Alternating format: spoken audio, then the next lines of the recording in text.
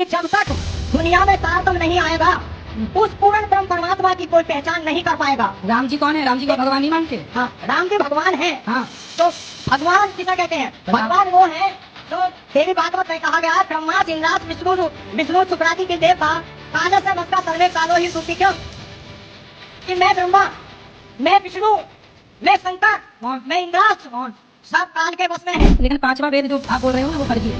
हाँ, जी मुझे अगर पांचवा वेद अगर ग्रंथों के अंदर शंकर भगवान को तो आप लोग मानते हैं? आप नहीं मानते क्या शंकर जी को? मैं एक बात पूछता हूँ, शंकर भगवान को तो मानते हैं और सब मानते हैं। शंकर भगवान ने अगर वैसा वेद का वर्णन महेश्वर तत्व के अंदर जानता हो तो मैं आपके साथ आपसे बताऊँ। अरे आपका हम करेंगे क्या? मस्त ये बताओ आपका करेंगे क्या? आप हमारे साथ ना होइए कोई चीज जहाँ पे हम पांचवें वेद वालों को कहाँ देख देंगे?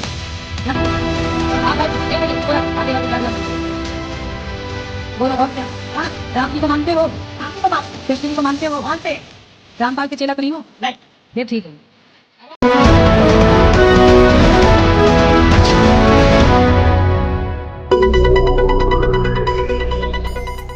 दंडवतम गोविंद गुरु बंदो अवजन सोय, पहले भये प्रणाम तिन नमो आगे होय। गुरु को कीजे दंडवत कोटि कोटि प्रणाम, कीट न जाने भृंगी को यू गुरु करे हैं आप समान। नमस्कार दर्शकों, स्वागत है आपका हमारे नए वीडियो में। तो इस समय संत रामपाल जी महाराज का ज्ञान शिखर पर चल रहा है और जितने भी धर्म गुरु हैं इनकी सबकी धोती सी धो दी गई है और अब इनको इतना डर सता रहा है कि कहीं हमारी ये जो धंधा है, हमारा जो कथा बाँचने का या अन्य चीज़ें या पाखंड करने का, तो कहीं ये हमारा धंधा बंद हो गया तो हमारा जीवन कैसे चलेगा। और विशेषकर जातिवाद, ब्राह्मणवाद, चूँकि इस समय सभी धर्म और जाति के लोग एजुकेटेड हो चुके हैं और सब कोई अपने धर्म शास्त्रों को पढ़ सकता है और ये सरकार से भी आदेश मिल चुका है, कानून भी है कि सब कोई अपने शास्त्रों को पढ़ सकता है। तो संत रामपाल जी महाराज ने इस ज्ञान को सबके सामने खोल कर रख दिया है। तो इन धर्म गुरुओं को मिर्ची लगने लगी है और इनको डर सता रहा है। संत रामपाल जी महाराज का बहुत ज़्यादा डर सता रहा है इन लोगों को।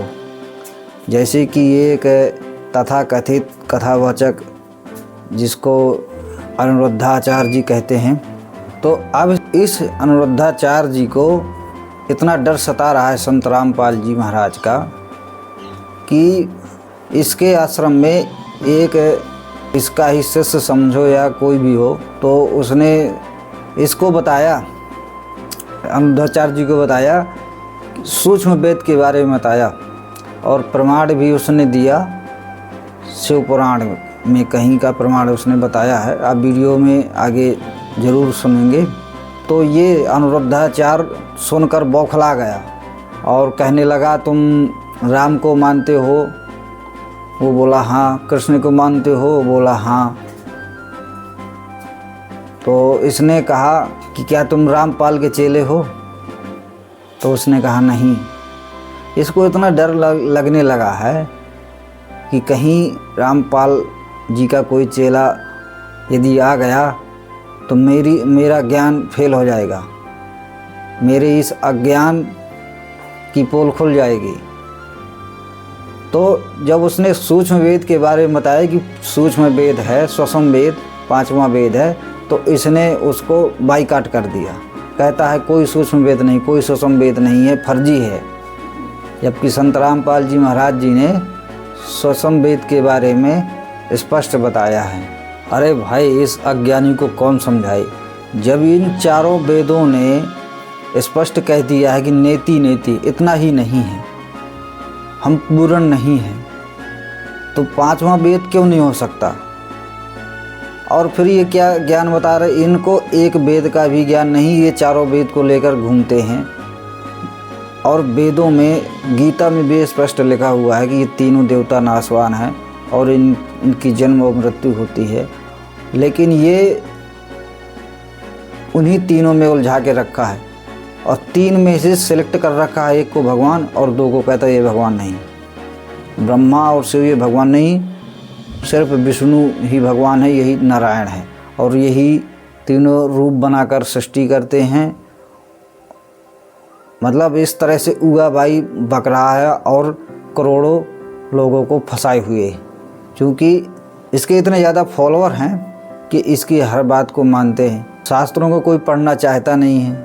अरे अज्ञानी, सूक्ष्म वेद को फर्जी बताने वाले, ज़रा अपनी गीता में भी खोल के देख लेना, क्या वहाँ पे बताया गया है कि नहीं बताया गया है। तो दोस्तों, वीडियो पर पहली बार है तो वीडियो को लाइक करें, चैनल पर नए हैं तो सब्सक्राइब कर लेना। तो चलिए दोस्तों, चलते हैं आगे वीडियो में। और सबसे पहले हम दिखाते हैं ये अरुणाचार्य का उगा बाई वाला ज्ञान, कैसे उस व्यक्ति को ये संबोधित कर रहा है। जब उसने सवाल किया तो ये क्या कह रहा है, और उसने सूक्ष्म वेद को भी नकार दिया। तो चलिए वीडियो देखते हैं। प्रणाम गुरुजी। कैसे हैं आप? बढ़िया, आपका आशीर्वाद है। बताओ, भगवान को मानते हो कि नहीं? गुरुजी, मैं एक छोटी सी चीज गलतफहमी दूर करना चाहूँगा जी। इसका सवाल थोड़ा सा गलत था। हाँ। हम भगवान को मानते हैं पर हम भगवान की पूजा न करके परमात्मा की पूजा करते हैं। तो भगवान और परमात्मा दो हैं क्या? इसका जवाब मैं अपने गुरुजी से दिलवाना चाहूँगा आपको। मेरे गुरुजी मेरे बराबर में ही बैठे हैं। अच्छा जी, तो आपकी आज्ञा हो तो मैं माइक दे दूँ? बिल्कुल बिल्कुल, बात जी करें। जी। गुरुजी के चरणों में सत सत कोट प्रणाम जी। खुश रहिए, खुश रहिए। गुरुजी, जी। भागवत में 24 अवतारों का वर्णन आया है। ठीक है। तो मैं ये पूछना चाहता हूँ कि वे 24 अवतार जो हैं वे कौन कौन से अवतार हैं, उनके नाम, उनका मुझे व्याख्या करके बताएं कि मतलब जो 24 अवतारों का वर्णन है उसको बताएं आप जो है, जिससे सबको पता चल जाए। नारायण, नारद, हरि, कपिल देव, श्री राम, हंस, हयग्रीव, मोहिनी, दत्तात्रेय, नरसिंह, वामन, व्यास जी, ऋषभ देव, कौमार, यज्ञ पुरुष, धनवंतरी, बुद्ध, कल की अवतार, पृथु राजा, 12 पुनी, कृष्णचंद्र भगवान, परशुराम, मत्स्य, कमठ, ये 24। हाँ, तो एक मिनट रुकिए ना।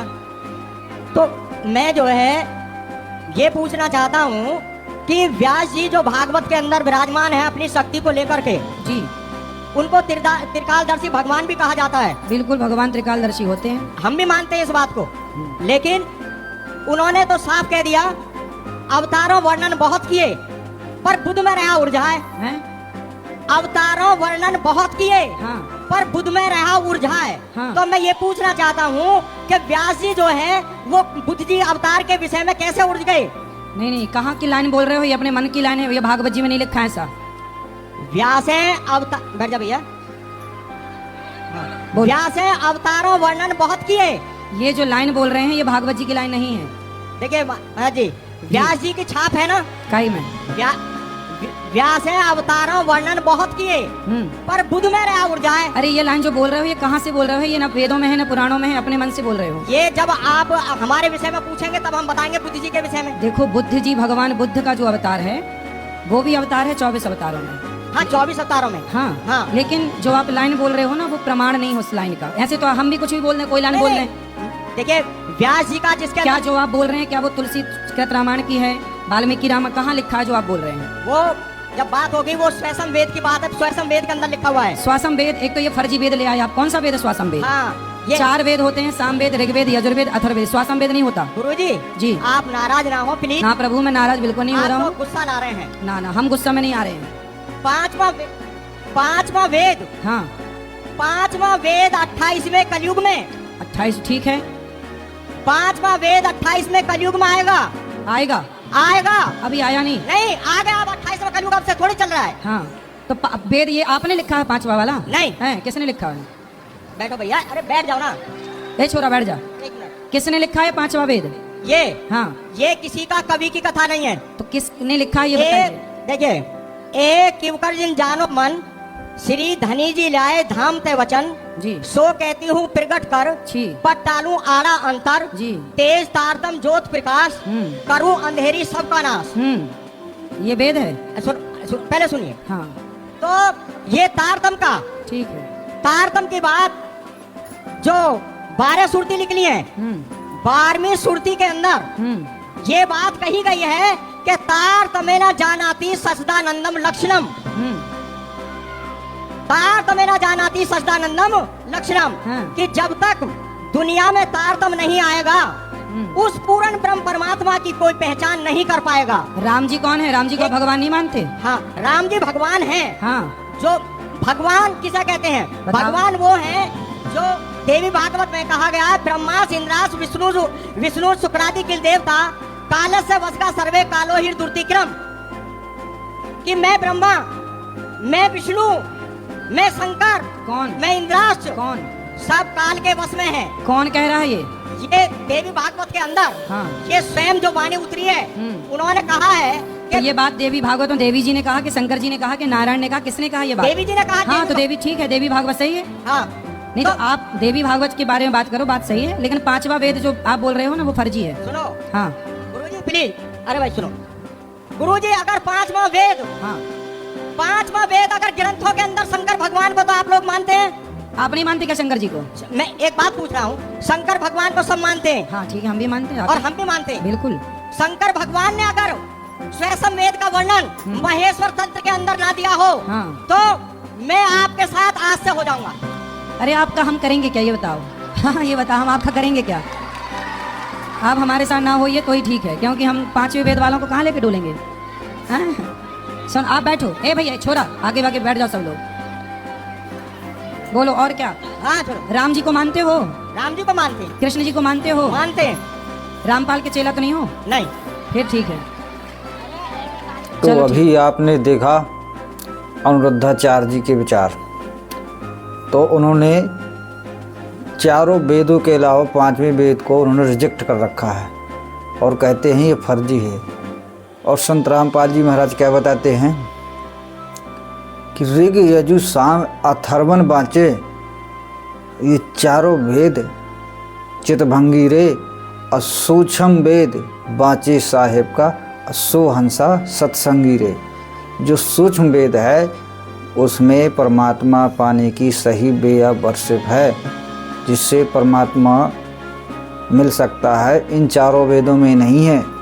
चारों वेदों ने नेति नेति कह के जवाब दे रखा है, और उन्होंने ये वेदों में ये भी कहा गया है कि वो तत्वज्ञान धीरा नाम यानी तत्वदर्शी संत ही बता सकता है, हम नहीं बता सकते। इसीलिए कबीर साहब ने कहा है कि वेद मेरा भेद है मैं ना वेदन के माही, और जौन वेद से मैं मिलूँ ये वेद जानते नहीं। तो परमात्मा कहते हैं कि ये चारों वेद मेरी ही महिमा का गुणगान कर रहे हैं, लेकिन इनमें मुझे पाने की विधि नहीं है। मुझे पाने की विधि तो अन्य ही है, वो सूक्ष्म वेद में मिलेगी। अब आइए सुनते हैं संत रामपाल जी महाराज के भी विचार, वो क्या कहते हैं सूक्ष्म वेद के बारे में, वो कौन सा है सूक्ष्म वेद। तो आइए देखते हैं संत रामपाल जी महाराज के विचार। ऋग यजु साम अथर्वण ये चारों वेद चितभंगी रे, सब सम वेद बाँचे साहेब का सोहन सा सत्संगी रे। ओए होए। ये चारों वेद तो चितभंगी हैं, ये कहते हैं पता नहीं, कोई कहता है ऐसा है भगवान, कोई कहता है यूं है। इन्होंने अपने आप जो छोरी बनाई है, और लास्ट में ये खुद कह देते हैं वो परमात्मा तो किसी तत्वदर्शी संत से पूछो। यानी पूर्ण ज्ञान नहीं है, ये भी चितभंग करने वाले, भ्रमित करने वाले ही है, पूर्ण ज्ञान नहीं रखते। और फिर क्या बताया है,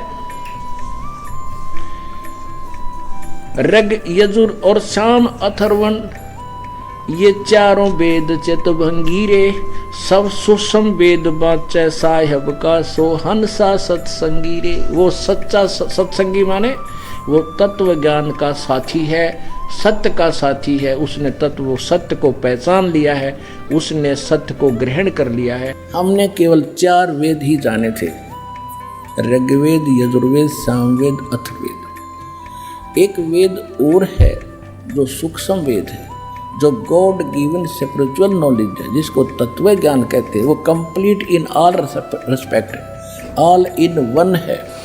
उस सूक्ष्म वेद के प्राप्त होने के बाद हमने अन्य ना किसी वेद की आवश्यकता, ना किसी श्रीमद् भगवद गीता की, ना पुराणों की, ना किसी कुरान, ना पुराण की और ना बाइबल की। लेकिन उस सूक्ष्म वेद से हम इतने दूर हो गए हैं कि वो हमें वो वेद ही नहीं नजर आ रहा। उस वेद को वेद ही सिद्ध करने के लिए इन सभी इन जो है पवित्र सदग्रंथों से प्रमाण दिखाई देते हैं। पवित्र वेदों से, पवित्र पुराणों से, पवित्र श्रीमद् भगवद गीता से, पवित्र बाइबल से, पवित्र कुरान से, इन सभी से, पवित्र गुरु ग्रंथ साहिब से, इन सब से प्रमाण लेकर के हम ये सिद्ध करते हैं सूक्ष्म वेद तत्व ज्ञान जो भगवान बोलता है वो सर्वश्रेष्ठ है। उसमें कंप्लीट कोर्स है, लेकिन उसको जनाने के लिए आपको ये इतना बड़ा अधिक हटकर सत्संग करना पड़ता है ताकि आपका एक दिन ये विश्वास हो जाए कि जो सूक्ष्म वेद है वो फाइनल वेद है। तो उस इन वेदों के अनुसार जिसके सभी भक्ति कर्म हो, वेद विधि सब कर्मा, ये 4 गुरु गुण जानो मर्मा, ये मर्म को समझो, ये गुप्त भेद समझ लो कि जिसमें ये 4 गुण होंगे वो पूर्ण संत होगा।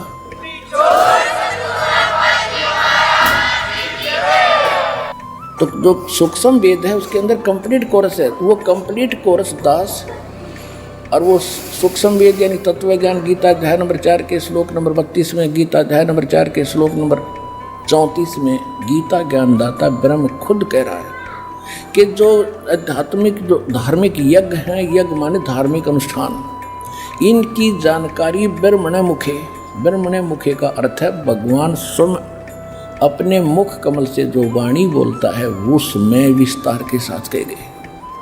और गीता के अनुवादकों ने यहाँ पर डंडी मार रखी है, यहाँ पर धोखा कर रखा है। इन्होंने ब्रह्मणे मुखे का अर्थ कर दिया वेद की वाणी, चौथे अध्याय के 32वें श्लोक में। ये गलत कर दिया। ब्रह्मणे माने सच्चिदानंद घन ब्रह्म, परम अक्षर ब्रह्म, उसके मुख से बोली हुई वाणी में सब स्पष्ट लिखे हैं। 17वें अध्याय के 23वें श्लोक में 3 मंत्र है। ओम तत्सत इति निर्देश है ब्रह्मणे त्रिविध समर्थ है। वहाँ इन्होंने ठीक अनुवाद कर दिया, वहाँ लिखा है कि ओम तत्सत यह वो सच्चिदानंद घन ब्रह्म का, ब्रह्मणे माने सच्चिदानंद घन ब्रह्म किया है, सही किया है। उसके पाने का केवल ये 3 मंत्र का जाप है, नथिंग एल्स। इसी का फाइनल निर्देश है, डायरेक्शन है और कुछ नहीं।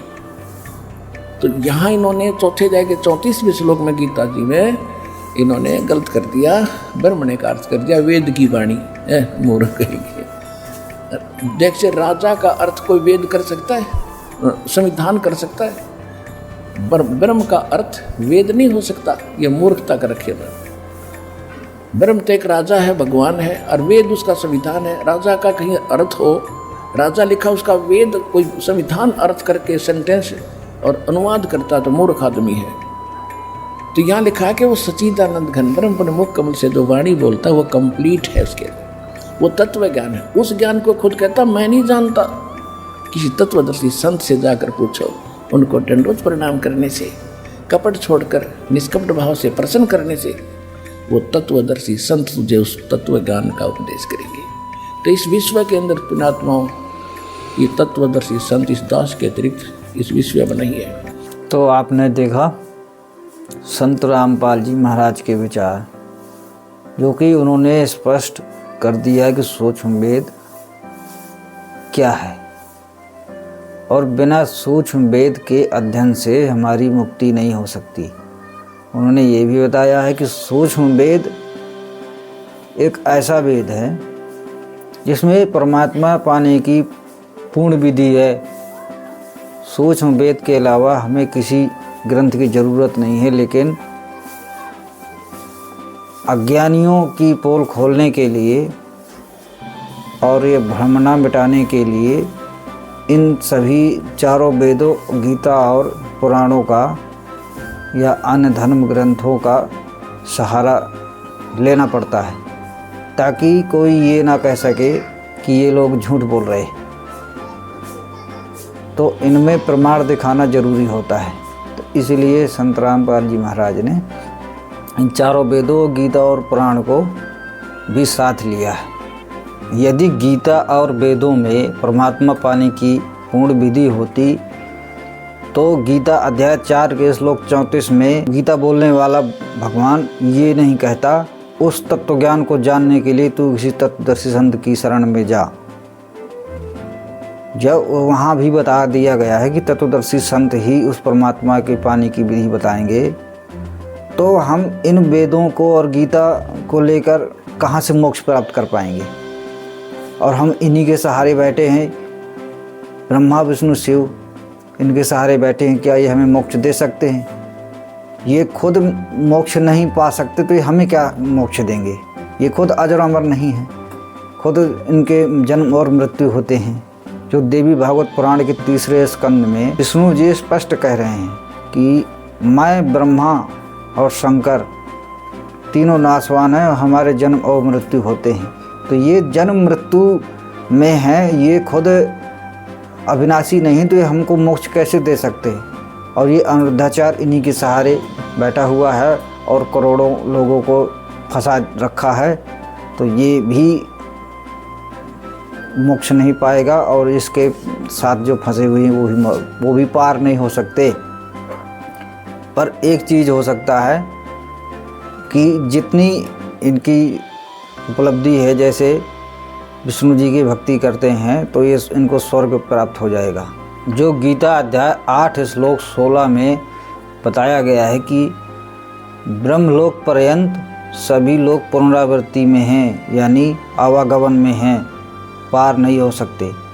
तो इन विष्णु लोक से ऊपर भी अभी और महास्वर्ग जिसको कहते हैं वो ब्रह्मलोक, वो काल ब्रह्म इस गीता बोलने वाले प्रभु का निज लोक है।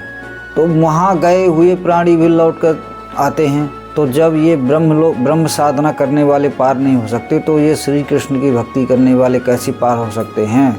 तो दोस्तों, वीडियो कैसा लगा अपनी राय कमेंट बॉक्स में ज़रूर दें और वीडियो को ज़्यादा से ज़्यादा शेयर करें। तो आज की वीडियो में इतना ही और मिलते हैं नेक्स्ट वीडियो में। तब तक के लिए नमस्कार, जय हिंद, जय भारत।